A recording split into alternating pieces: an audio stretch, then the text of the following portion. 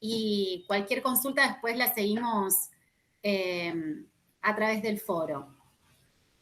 Por eso hoy no publicamos nada en el transparente virtual porque no tuve buena conexión de internet durante la mañana. La idea de hoy era trabajar acerca de las diferencias que podemos establecer entre la teoría interaccionista y la sociointeraccionista. Entonces profundizamos un poquito más sobre estas teorías y la semana próxima vamos a trabajar con toda la teoría propuesta por Chomsky, que es la teoría generativista o innatista. Después lo vamos a publicar en el transparente. Voy a hacer aparte un paréntesis respecto a lo que se está tratando de discutir a nivel de decisiones generales o globales en la escuela de fonoaudiología. Hoy a la tarde va a haber una reunión extraordinaria de comisión asesora para determinar cómo va a continuar el dictado de clases y, bueno, los cronogramas propuestos. La idea es ir volviendo paulatinamente, sobre todo retomar las mesas de exámenes finales que quedaron suspendidas, pero no hay nada concreto respecto a volver a las clases presenciales. Así que por el momento ni tampoco tenemos definido cómo se va a obtener la regularidad de las materias. Nosotros vamos a seguir respetando nuestro cronograma y nuestra planificación, como tuvieron ustedes desde el primer día. Está aprobada el año pasado cuando la presentamos. Vamos a intentar respetar las fechas y los modos como los teníamos. Veremos cómo resolvemos el tema de la entrega de trabajo práctico que teníamos planificado. Pero por el momento vamos a seguir respetando esa planificación, a no ser que nos exijan algún cambio. Con la temática vamos bastante bien. Hasta ahora no se plantean dudas que generen muchos inconvenientes. No dejen de presentar las dudas en este momento, los que tienen posibilidad de conectarse en vivo, de hacernos las preguntas que necesiten, y si no, dejarlas escritas a través del foro. También les vamos a subir un par de interacciones dialógicas con dos casos diferentes, de un niño y de una persona con una patología, para que también vean ahí el lenguaje construyéndose y cómo está puesto el terapeuta desde la posición del intérprete. Entonces eso va a estar a partir de la tarde. Después les vamos a comentar un poquitito más las patologías de estas personas. Por más que nuestra materia no está en el área clínica, pero sí nos parece que son ejemplos interesantes que a ustedes les pueden permitir ponerse a pensar, bueno, cómo abordar el día de mañana desde esta perspectiva teórica un abordaje terapéutico, desde la perspectiva interaccionista. Bueno, me voy a tomar un mate y después arrancamos.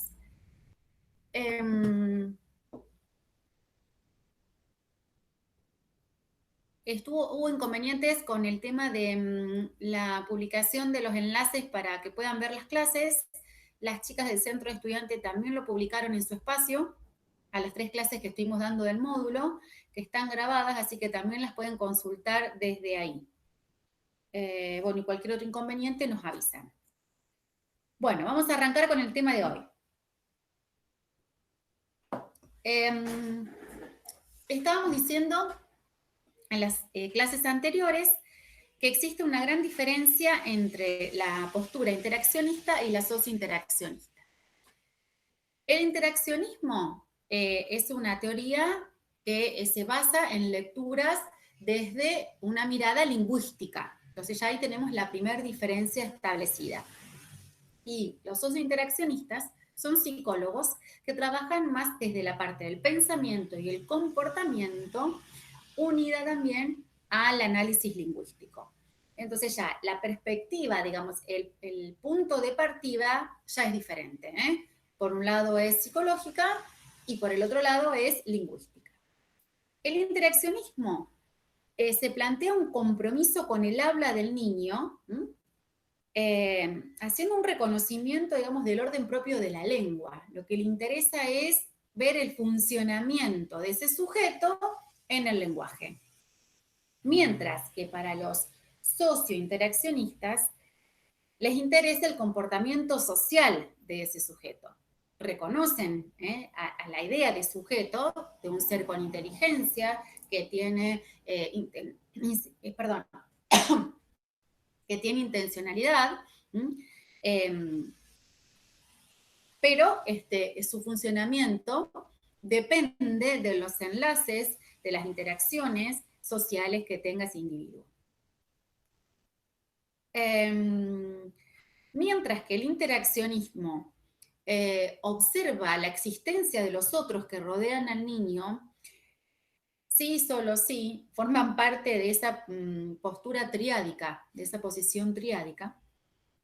Los sociointeraccionistas plantean de que el ser individualmente no logra nada, que el ser humano es un ser social y que todos los aprendizajes o los comportamientos que vaya ganando en efectividad van a ser gracias a los enlaces, a las posibilidades de relación social que tenga ese ser.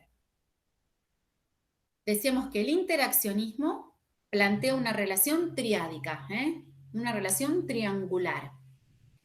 Está triangulada porque los puntos de relación son el habla del niño, sería el infans en un primer momento, la lengua y el habla del otro, ese otro que cumpla la función materna. Y en esos movimientos o cambio de posición y de polaridad de ese triángulo establecido por esa relación triádica, se van a ir dando los cambios de posición y las posibilidades o no de funcionamiento lingüístico. Entonces, hablamos de un infans que intenta ser sujeto, de un otro que ya está en la lengua y de la lengua misma que está circulando constantemente en el entorno. Para los sociointeraccionistas hay una relación intersubjetiva, es decir, la relación es entre sujetos. Hay una relación entre el lenguaje circulante, los sujetos que se relacionan entre sí y la interacción que sucede entre ellos. Siempre el sujeto es social.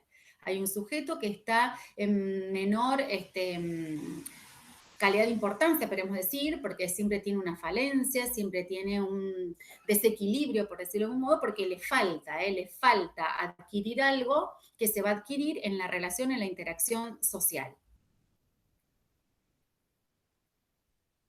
Para el interaccionismo, el efecto significante se da entre hablas. Es decir, la constitución subjetiva, la posibilidad de que ese ser se constituya en un sujeto singular, único, va a depender de la interpretación y de ese enlace, de ese juego que se da entre las hablas y la lengua que circula en el entorno del niño. Si el niño no puede interactuar con otro, que le dé un sentido y un significado a sus producciones lingüísticas y que las envuelva en una matriz significativa, que le dé un valor, que le dé un significado, nunca sus producciones van a ganar funcionalidad, ni van a generar la constitución de ese ser como un ser único y diferente al otro que tenga intención, deseo, ganas de comunicarse con el otro y de expresar lo que necesita, lo que siente, positivamente o negativamente. Siempre va a depender de ese vínculo triádico. Por eso lo que plantean los interaccionistas es que hay una teoría que lo que llaman los lingüistas de determinación, es decir, como la fuerza fundante del sujeto estaba dada por el lenguaje. El ser no se constituye en sujeto si no puede estar capturado por el lenguaje. Es muy significativa la imagen que genera la palabra captura, este habla que circula en el entorno y este niño que intenta con sus producciones lingüísticas entrar en ese funcionamiento y que a través del habla del otro, que lo captura, lo envuelve, le da sentido, le da significado a esa expresión, el niño entra al lenguaje, es como absorbido, capturado justamente, como englobado si se quiere, la imagen, y empieza a funcionar. Entonces, el lenguaje permite la constitución subjetiva en la medida en que justamente las producciones de ese niño, que al principio tienen un montón de irregularidades, por llamarlas de algún modo, que son muy singulares, que llaman la atención, que generan enigmas, porque aprendo para que pueda tener un sentido y un significado, es en ese juego constante de interacción que el niño se constituye en sujeto. Mientras que para los sociointeraccionistas, la apelación a lo social siempre va a reemplazar a lo lingüístico. En esa relación diádica, porque es de dos, madre e hijo, o sujeto más experto con menos experto, en esa relación dual, es la que va a ir permitiendo la posibilidad de manejar las reglas sociales del lenguaje. Es decir, en ese microcosmos definido por reglas, como decíamos los otros días, que es el formato donde se produce la situación de interacción, se van a ir produciendo la posibilidad del diálogo, la posibilidad de tomar y dejar la palabra, es decir, el respetar los turnos de ese diálogo. El intercambio y la negociación, piensen que el intercambio y negociación está dado porque hay algo que está en juego en esa situación de interacción entre los sujetos desde el sociointeraccionismo, y entonces, si según la actividad que genere el intercambio, va a haber un efecto de negociaciones. Si yo necesito alimentar al niño, necesito que se bañe, bueno, estamos jugando, compartiendo esa hora de juego, entonces la negociación tiene que ver con eso, con que hay un objetivo previo de ese intercambio y es el que tenemos que establecer, por eso hay un juego de intenciones predeterminadas.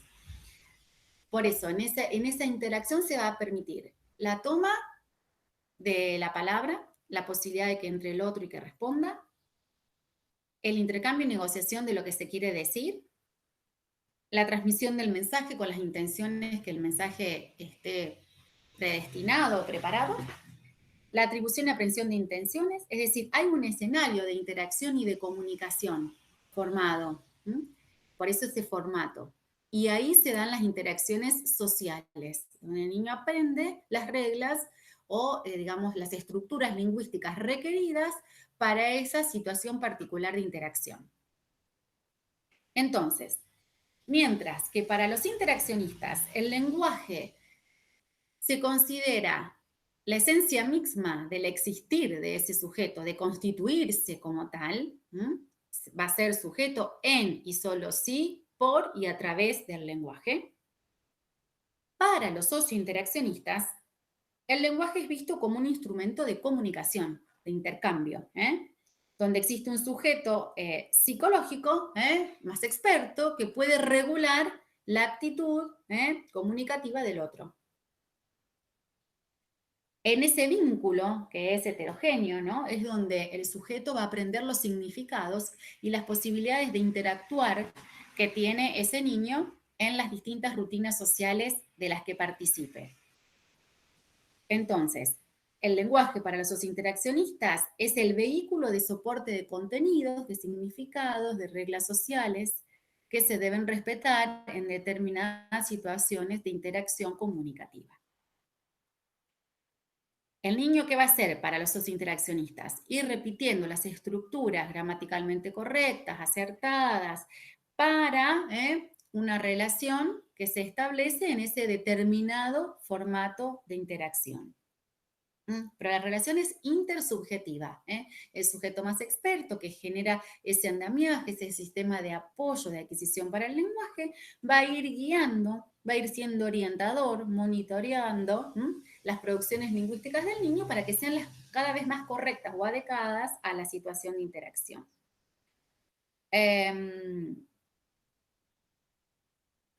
Piensen en lo que hablábamos la semana pasada de cómo se van produciendo los aprendizajes de menor a mayor complejidad postulados por los sociointeraccionistas y para Vygotsky puntualmente. Es decir, que los procesos se dan en interacción, en lo concreto, y poco a poco se van a ir internalizando, esa acción se va segmentando, se va internalizando y va formando parte de un conocimiento que va a formar parte del pensamiento y a su vez va a formar parte de una rutina de menor complejidad que se va a estructurar en una de cada vez mayor complejidad. Piensen en un ladrillo, en una construcción, en un efecto de evolución, como plantean los sociointeraccionistas. Entonces, esa rutina de interacción, esa producción, se va a incorporar a rutinas cada vez más complejas, cada vez más exquisitas, cada vez más exigentes, en la medida que existan los vínculos intersubjetivos. Para los interaccionistas, esto no es así, porque en realidad, tanto el niño o el infans como el otro, que ya funciona en la lengua, nunca van a tener un control absoluto sobre el lenguaje.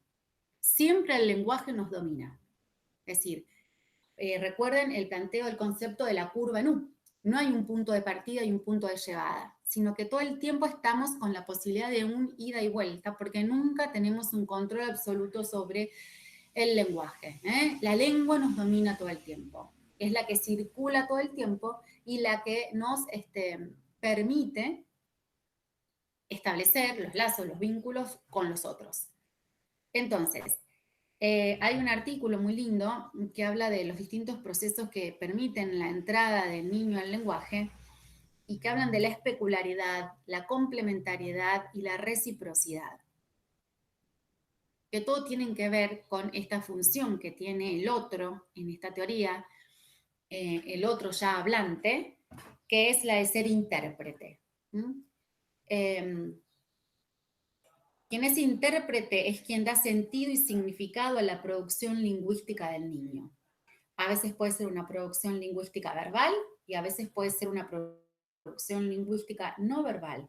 Y otras veces es ser intérprete de producciones no lingüísticas directamente. Movimientos, posiciones, acercamientos o alejamientos, incluso el silencio. Ya lo vimos en el otro módulo, todo el valor significativo y también de presencia en el lenguaje que tiene el silencio. Entonces, si esa posibilidad de estar en el lenguaje no es interpretada, no es envuelta en una matriz significativa, entonces es imposible que ese sujeto movilice su posición. La imagen especular es ni más ni menos que una simetría por repetición.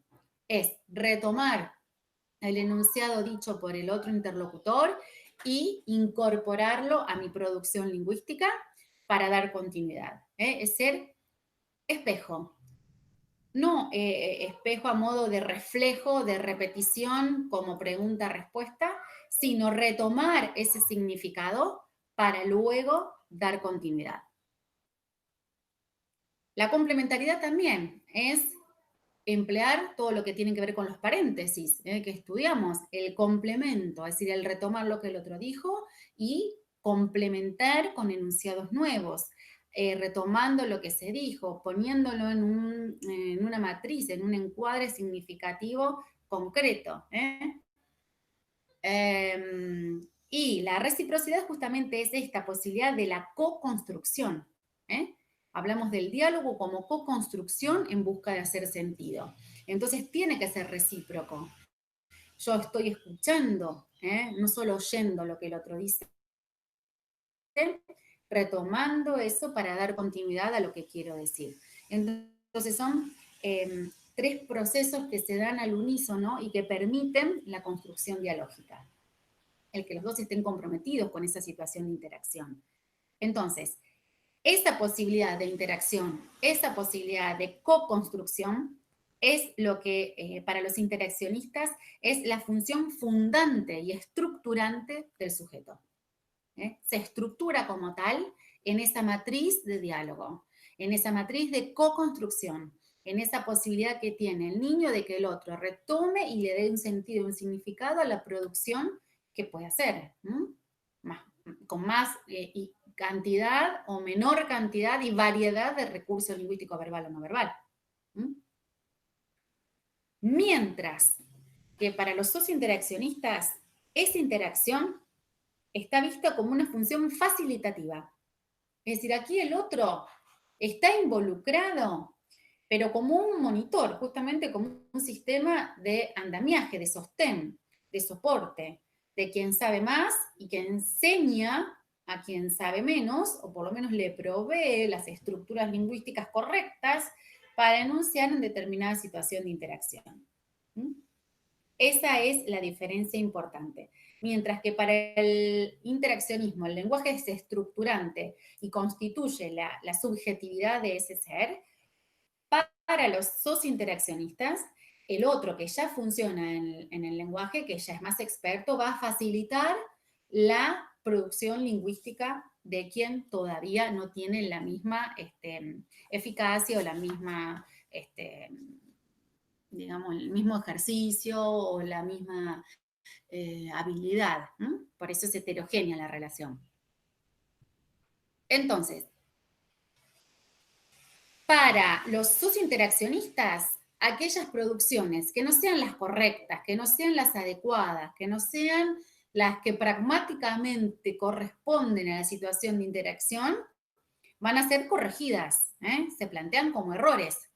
Hay un error en la producción, no son pragmáticamente adecuadas, como lo plantea Brunner, y entonces son esos errores son descartados, son retomados, implican que haya una reflexión metacognitiva de eso, ¿no? Metalingüística, es decir, así no se dice de determinada forma, o el adulto más experto que ya funciona mejor en el lenguaje va a mostrar la estructura correcta de decir lo que se debe decir en esa concreta situación de interacción. Mientras que para los interaccionistas no existiría el error. Es decir, acá el error concebido así no se concebiría como tal, sino que son producciones enigmáticas, es decir, producciones opacas de ese funcionamiento lingüístico discursivo. ¿Qué es lo que pasa? Con esa producción enigmática que llama la atención, que genera un ruido, que genera una interferencia, debe ser interpretada. Es decir, son producciones enigmáticas y opacas que necesitan ser transparentadas. Entonces, ¿qué hace el adulto o quien ya funciona en la lengua? Retoma esa producción, intenta darle un sentido, un significado, para que la continuidad del diálogo sea eficaz. Esa es la gran diferencia, el diálogo visto como una interpretación, como una matriz significativa de interacción y de interpretación para la constitución subjetiva de ese infans que se tiene que devenir, que tiene que ser capturado en sujeto único y singular. Por eso los procesos no tienen recetas, procesos entre comillas, porque no es un proceso, es según la experiencia lingüístico-discursiva y de interacción que tiene cada niño en las distintas situaciones de interacción y de contacto con otros y con la lengua que tenga a lo largo de su vida. Es decir, cada historia de constitución subjetiva va a ser única. Y por eso cuando nosotros atendemos o tomamos casos lingüísticos de este tipo, tenemos que atender a todo ese entorno. Y aquí vienen algunos conceptos que ya los trabajamos con Orlandi en el otro módulo.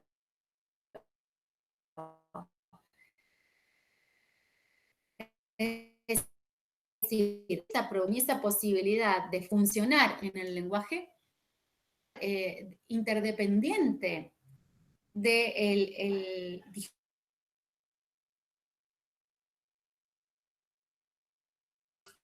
del entorno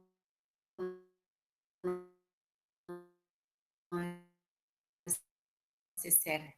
Es decir, si es hablado por otros, si es interpretado, aplicado a la producción lingüística que tenga el niño.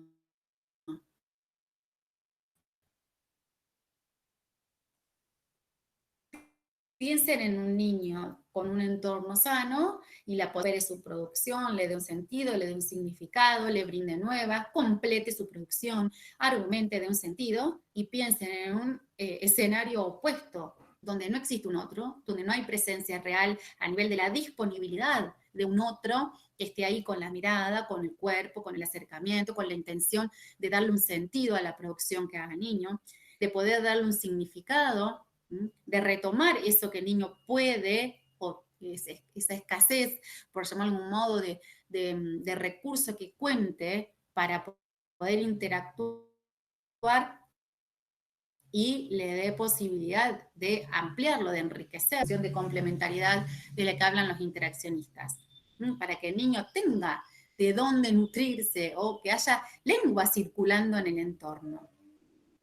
Hay veces que, lamentablemente, en situaciones donde hay rechazo, negatividad, o donde no hay presencia real, aunque el cuerpo esté, pero no hay interacción real con ese niño, y entonces es ese niño que no habla, es el niño que demora, es el niño que no se conecta, es el niño que es muy movedizo, o al contrario, es muy quieto, y entonces sino a veces por la observación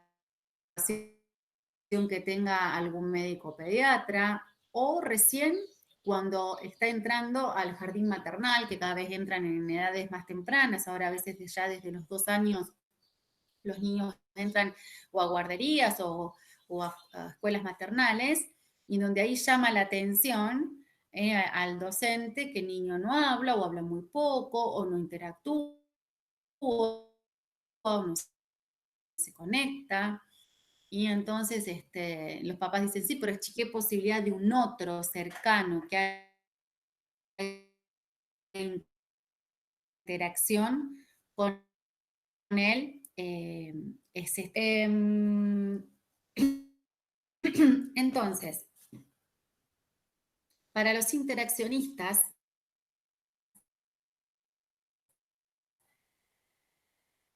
el asumir el compromiso con el habla del niño es porque reconoce, parece que hable más lento para que puedan recuperar.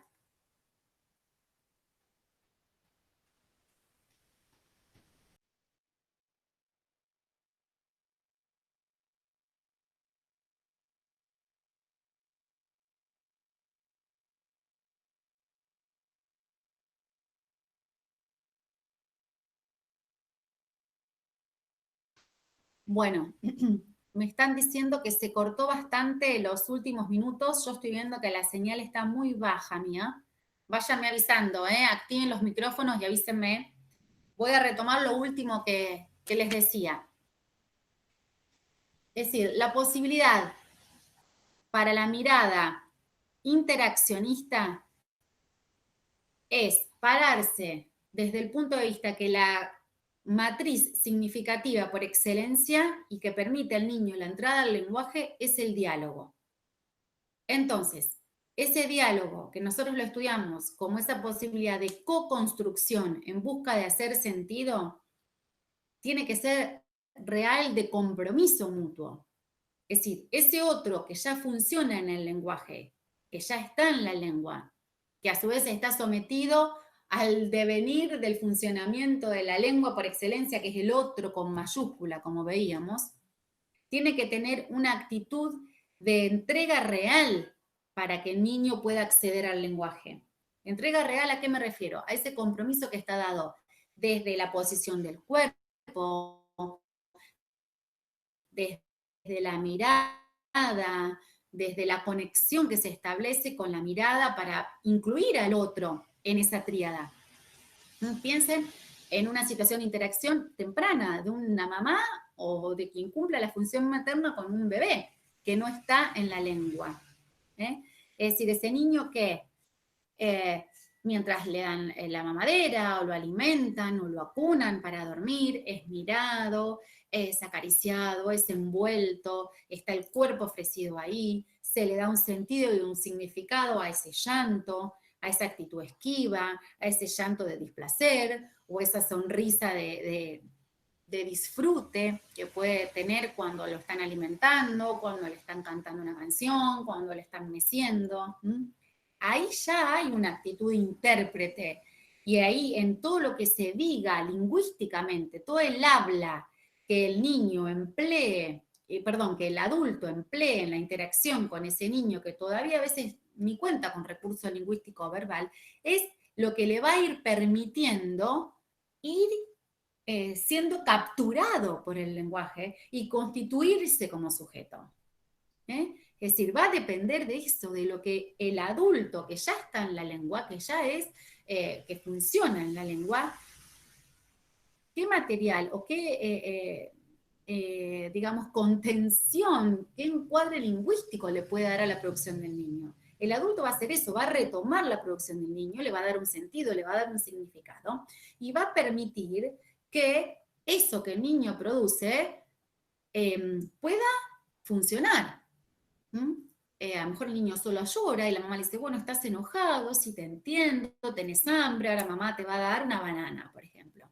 Entonces el llanto, o ese que a lo mejor hace el niño, gana un sentido, gana un significado, y ya la continuidad dialógica se produce, y ese diálogo va a permitir, bueno, contener al niño, solucionar su queja, brindarle una solución a lo que está requiriendo en ese momento, y así en todas las situaciones, hasta que el niño puede decir, estoy enojado, estoy triste, o tengo hambre, quiero comer, pero eso sí o sí se va a dar si está todo el tiempo ese movimiento entre hablas y si se da una interpretación a lo que se produzca. Por eso los interaccionistas dicen que asumir el compromiso con el habla del niño es reconocer que algo en ese habla que escapa a la lingüística, pero que depende del funcionamiento de la lengua, está sucediendo ahí. Es decir, la diferencia va a permitir que esa relación sea significante. Si el niño queda todo el tiempo pegado o retomando los fragmentos cristalizados de lo que dice el otro, nunca va a tener una intención lingüística propia y no se va a constituir en un sujeto como único y singular, diferente a todos los demás que existen en el universo.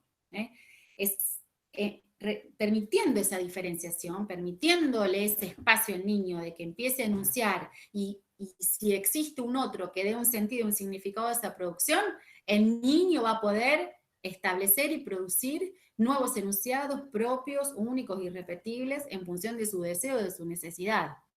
Entonces, todo el tiempo hablamos de que hay una indeterminación, porque no es la función del adulto, el quien ya está en la lengua, decir qué debe ser dicho y cómo debe ser dicho. No es esa nuestra función. Quien interpreta es todo lo contrario, es decir, retoma lo que el otro puede decir, cómo lo puede decir, cómo lo puede organizar, y le da un sentido y un significado.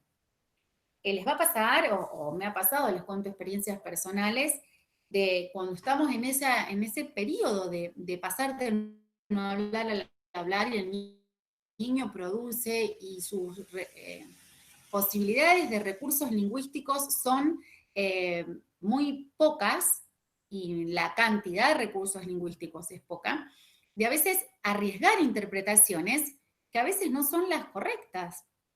Y entonces está en brindar igual esa calidez, ese espacio de interacción, para que el otro siga intentando. Y entonces seguimos proponiendo en ese interjuego de la co-construcción. Yo retomo lo que vos decís, lo tomo a modo de pregunta, complemento con un enunciado, si es el correcto se dará continuidad, si es el incorrecto el niño insistirá, se enojará, señalará y hará otra cosa. Y de ese intercambio se va a producir la interpretación. Les vamos a pasar más tarde, hay dos ejemplos muy interesantes, les decía antes, de un niño que no hablaba, vivía en un contexto, la verdad, muy desfavorecido, porque en realidad los padres lo habían puesto en el lugar del niño que no iba a poder, entonces como que ya inconscientemente lo habían puesto en un lugar de silencio pensando que quizás podía tener alguna dificultad auditiva o alguna otra, Y entonces no esperaban, como que no había expectativas puestas acerca de lo que este niño podía producir. Hasta que lo que se pudo, la maestra que lo tomó vivía en un ambiente rural, Luciano se llamaba el nene, ya le llamó la atención esta cuestión de que el niño no podía acceder al lenguaje y que ya tenía una edad que tendría que tenerlo, y entonces, bueno, por la iniciativa de esta maestra rural se inició un tratamiento.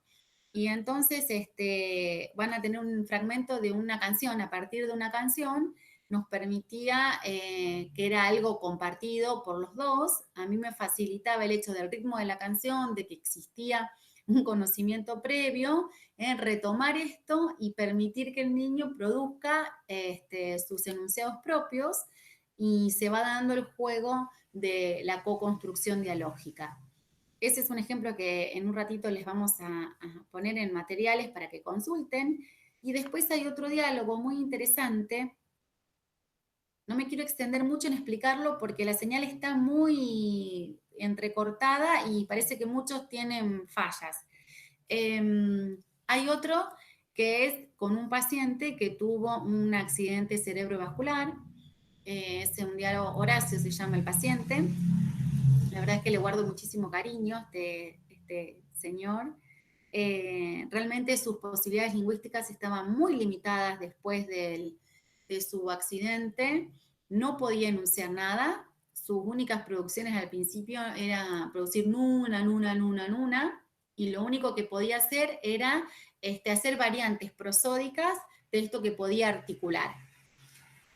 Y luego, bueno, fue ampliando sus posibilidades lingüísticas, ampliando la cantidad de recursos, pero tenía mucha dificultad para organizarse lingüísticamente.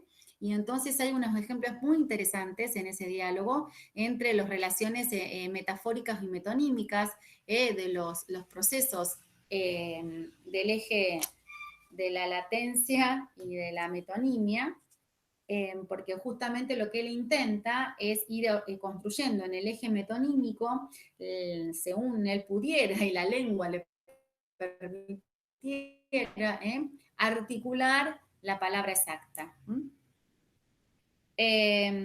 Sobre eso después les quiero mostrar algunos ejemplos. Entonces, siempre el lenguaje del otro, el habla del otro, cuando genera estos efectos extraños, generan ese efecto de extrañamiento, de enigma que hay que interpretar.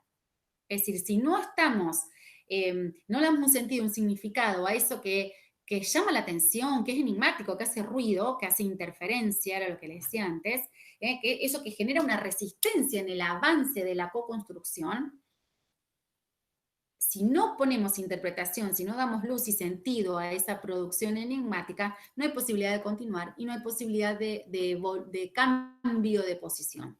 El niño queda pegado en esa posición, en ese efecto cristalizado, sin interpretar, y no hay posibilidad de entrada al lenguaje, de captura o de funcionamiento saludable, podríamos decir. Entonces,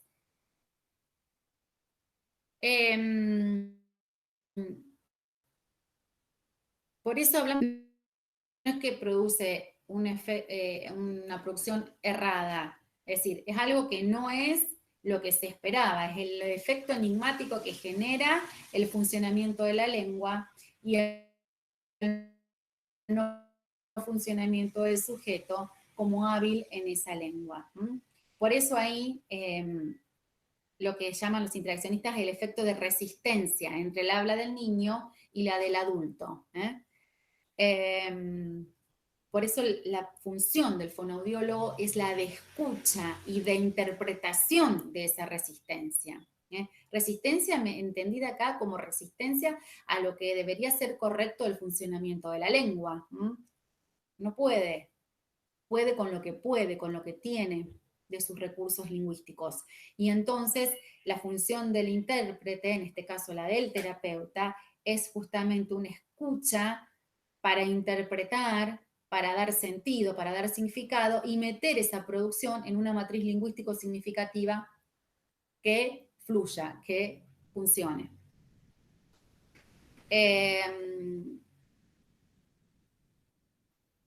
Entonces, aquí el error no sería tal, sino que sería ese efecto enigmático de extrañamiento que genera esa producción lingüística extraña, ¿eh?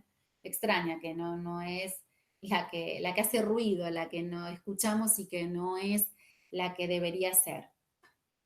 Entonces, así veíamos la semana pasada y la otra, el hecho de los ejes que se entrecruzan todo el tiempo entre la metáfora y la metonimia. Es decir, son las leyes de regulación interna que tiene el lenguaje. El lenguaje se organiza a través de ese eje paradigmático y sintagmático. Buscamos en esa memoria discursiva de las estructuras lingüísticas que disponemos para poder enunciar y las articulamos y las organizamos en el eje metonímico, en el eje de sintagma, con lo que podemos producir.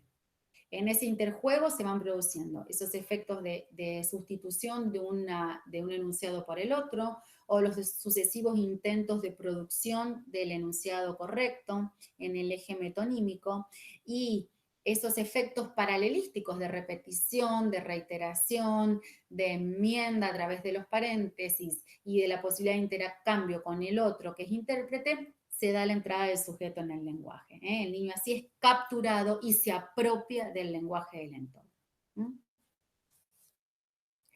Les voy a leer 2 o 3 ejemplos muy simples que tengo de algunos pacientes que tienen que ver con estos efectos metafóricos y metonímicos, con este recorrido. Algunos los trabajamos la semana pasada. Hay uno muy interesante que espero Lía me dé permiso para comentar, que es el de su hijita, que estaba aprendiendo a hacer una oración, y cuando están rezándole a la Virgen y tenían que repetir, ruega por nosotros pecadores, bueno, Clarita dice ruega por nosotros regadores, y claro, en la metonimia, ese efecto, el regadores, pecadores, tiene un efecto metonímico y musical muy similar. Es típico efecto de funcionar en una segunda posición, donde la niña no advierte que hay una diferencia entre lo que debería haber enunciado y lo que pudo producir. Ejemplo clarísimo de una segunda posición.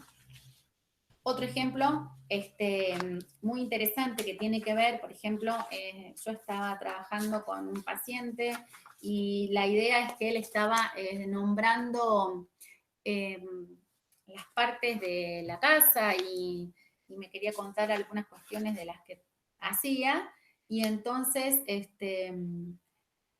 que contaba que le gustaba la música, y entonces me había dicho que había escuchado tocar una tarje, tronceta, trompeta. Me gusta la trompeta. Fíjense, todos los intentos en el eje metonímico de poder producir la palabra correcta. Otro efecto así del eje metonímico es el que van a tener, por ejemplo, mi hijo decía cuando era chiquito, vamos a ver la jugueterería.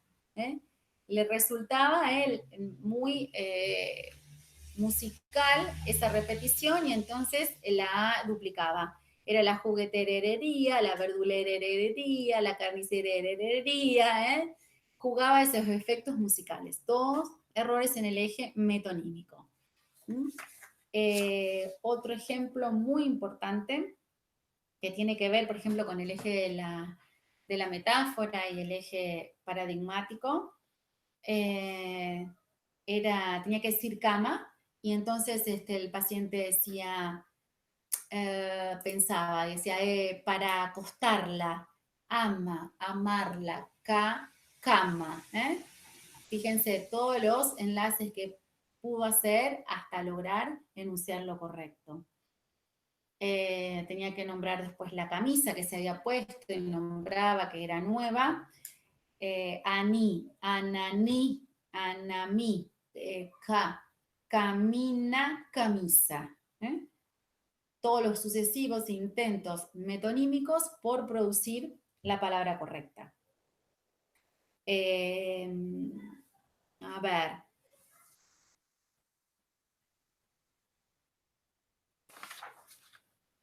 Los ejemplos que van a tener ahí en los diálogos están muy claros porque se ve el lenguaje construyéndose, tejiéndose, formando sentido y significado. Y lo que, reitero, para sintetizar, lo que buscan los interaccionistas es justamente que se produzca el efecto de sentido y la captura del sujeto por el lenguaje, es decir, la entrada al lenguaje y la constitución subjetiva. Y para los socio-interaccionistas, la idea es un funcionamiento en el sentido de una producción correcta, eficaz y socialmente esperada para esa interacción. Espero hayan entendido lo más global, porque hay muchos ruidos. Dejo un ratito de silencio para que revisen lo que anotaron y me hagan preguntas.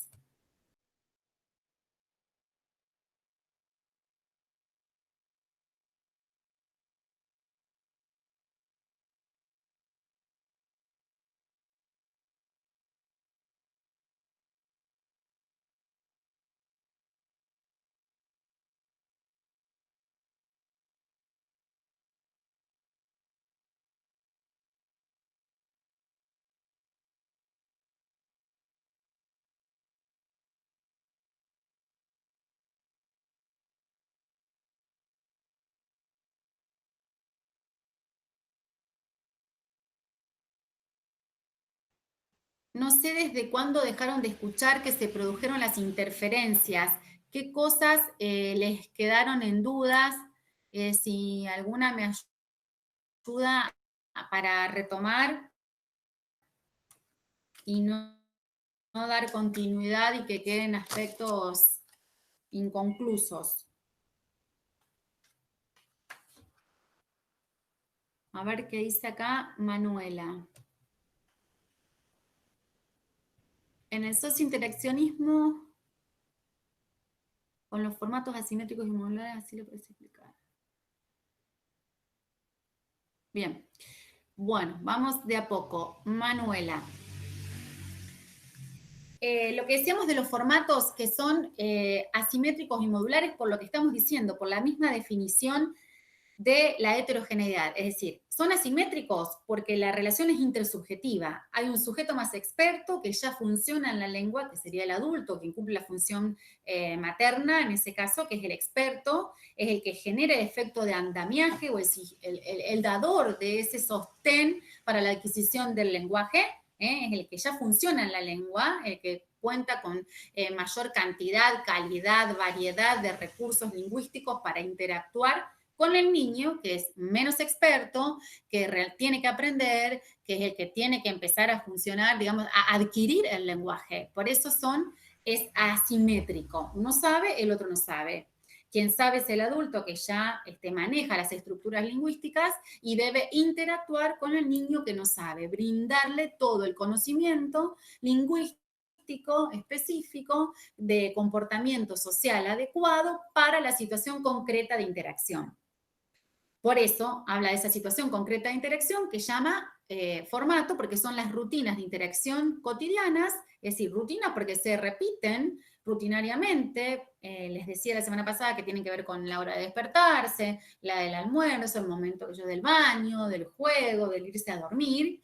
Y son modulares porque las estructuras se van a ir modulando de menor a mayor complejidad. Es decir, el niño primero va a producir una estructura mínima, simple de interacción con el otro, y después en la medida que esa estructura ya sea sólidamente entendida y usada, usará otra más compleja, de estructura más superior, que le permita también pedir, armar, argumentar lo que necesite.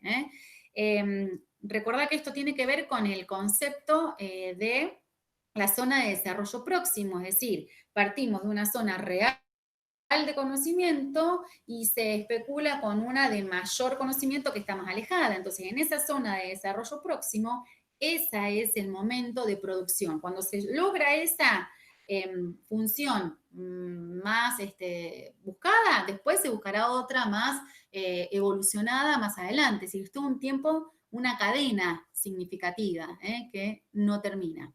Para los sociointeraccionistas lo importante es que justamente primero está la acción y luego el pensamiento. Al principio están paralelas y después si realmente el pensamiento puede guiar la acción, porque es el lenguaje que se internaliza, no necesito de la producción lingüística, porque entienden el lenguaje como una forma más de funcionamiento cognitivo.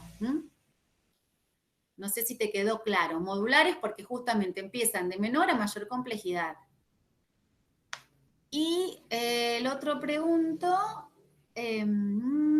Claudia, que los ejemplos metonímicos y metafóricos. Metáfora y metonimia tienen que ver con los dos ejes de las leyes de regulación interna de la oralidad para los interaccionistas son la metáfora y la metonimia. Es decir, hay sucesivamente interacción entre estos dos ejes. En el eje metafórico es el eje del paradigma, es decir, allí el que tiene todos los significados, los sentidos, los enlaces que tienen que ver con las relaciones de significado. Y los metonímicos son los que se producen en el eje del sintagma, que tienen que ver con la producción más rítmica y más articulatoria de lo que debe ser el enunciado correcto. Como decíamos recién, el ejemplo que les di de la anamí, namaki, la namisa, la camina, la camisa. Ahí hay un montón de intentos en el eje sintagmático de distintos intentos de producción hasta lograr el significado correcto. O van a ver, por ejemplo, en el diálogo con Horacio, que está que quiere decir que comieron una pasta frola. Y entonces la zapafó, la pasafró, la pasta frola, hasta que lo logre decir. Es decir, todos los intentos en el eje del sintagma de articulación para lograr decir el enunciado correcto. O el que quiero decir, el sudelé, el sudelé con sudelé, lusudele, dulce de leche. Todos esos intentos para decir dulce de leche. O quiero el helado de socholate, de cocholate, de chocolate. Si el niño está en una tercera posición y advierte que lo que está diciendo no es lo correcto, va a ir produciendo las sucesivas opciones o intentando la producción hasta lograr el vocablo correcto. Y va a decir, quiero con chocolate.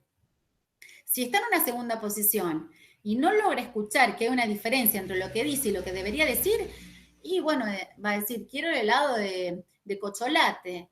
¿De qué querés? ¿De chocolate solo? Sí, de cocholate solo. Es decir, no va a advertir que lo que está anunciando es incorrecto, por decirlo de algún modo. Está en una segunda posición.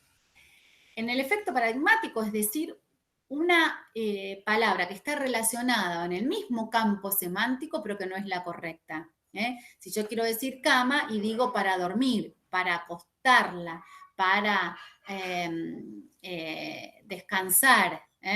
Es decir, hay algo en el eje del paradigma, por ejemplo, en el diálogo con Horacio, que entonces dice una torta para leer, para vivir, para ahí, así como es. Es decir, lo que quiere decir, está hablando de que hay una situación, festejaron un acto religioso que tenía que ver con la comunión. Entonces, habitualmente, en las tortas de comunión está el libro, la palabra escrita. Entonces, cuando uno comparte los mismos contextos sociales o culturales, que están enlazados en ese eje paradigmático, nos permite retomar esa producción, darle un sentido y un significado, porque compartimos en el eje paradigmático lo que quiere decir, y dar continuidad. Así se tejen, es decir, esos enlaces paradigmáticos tienen que ver con el enlace que hacen al sentido y al significado de la palabra y que cobran sentido y significado en el contexto social, histórico, cultural, donde se mueve el paciente y que a veces nos tenemos que inmiscuir. Es la única forma. Esa palabra va a ser significativa para ese sujeto en ese contexto. Después que vean los ejemplos, por ahí lo podemos retomar porque son más fáciles. Por ejemplo, el para jugar, cuando agarran un juguete. Quiero el para jugar, quiero el para cortar. Dame el para cortar con sin punta. ¿Qué querés? ¿El cuchillo? No, es peligroso para vos. Pero con sin punta. Ahí está nombrando. El para cortar es el cuchillo, ¿no? El con sin punta, clarísimo de esta segunda posición, de que es una contrariedad y que está funcionando en esa posición. En la medida que quien está interactuando con el niño realmente esté comprometido con la situación comunicativa, de intercambio, retome lo dicho, le dé un sentido y un significado, ese enlace del paradigma y del sintagma va a fluir y va a permitir que la construcción y el avance del diálogo se dé, si no, queda trunco ahí. Si es no te entiendo, no sé, repetilo, decirlo de nuevo, volver a repetir, no te puedo entender. Y bueno, quedamos pegados en esa posición. No hay fluidez en el avance de la interacción. ¿Me explico?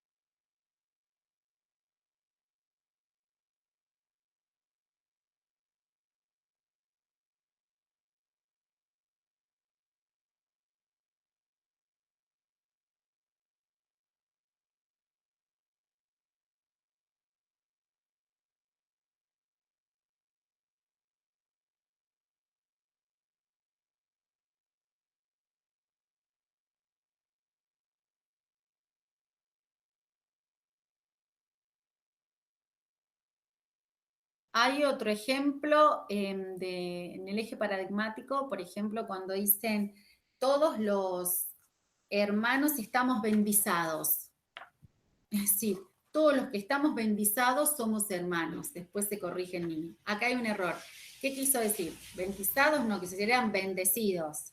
Es decir, hay un manejo del contexto social, cultural, que tiene que ver con algo de religiosidad y que dice que quienes están bendecidos son hermanos, están hermanados. Entonces ahí está todo este juego del paradigma y el sintagma, porque hay errores, los dos ejes están interrelacionados. A veces no se puede separar uno del otro. Entonces hablar de bendición implica de hermandad porque están unidos en un mismo, digamos, enlace de creencia, por decirlo de algún modo, y está el bendizado en lugar de bendecido. Es decir, ahí está doble error en el paradigma y en el sintagma. Error en el sentido de desajuste, de efecto de extrañamiento que genera esta expresión lingüística. Se me ocurrió recién.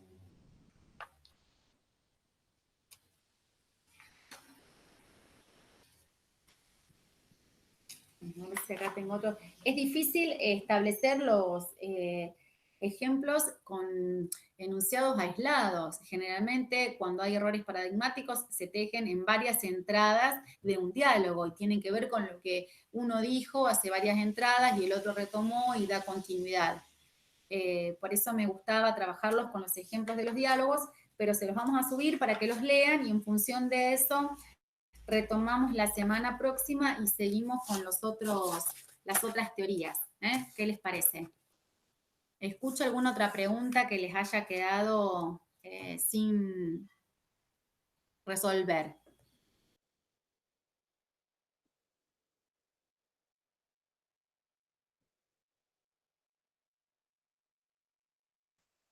Las chicas, mis compañeras, no sé si me faltó algo que les parezca que me salteé.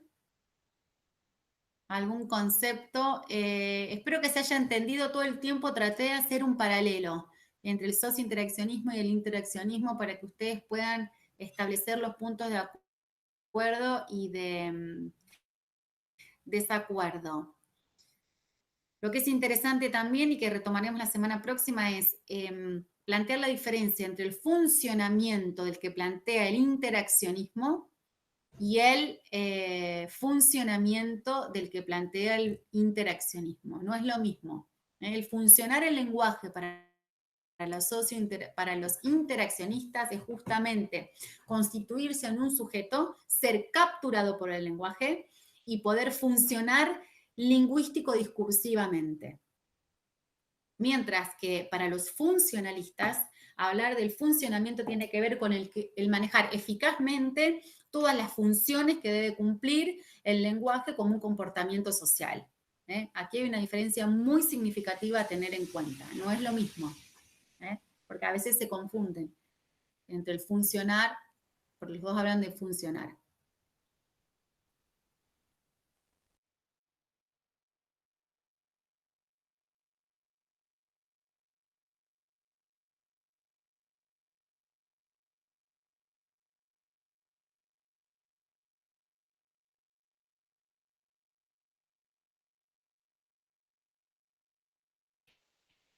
¿Nadie tiene ninguna pregunta para hacer? ¿Pudieron acceder a toda la bibliografía que les dejamos?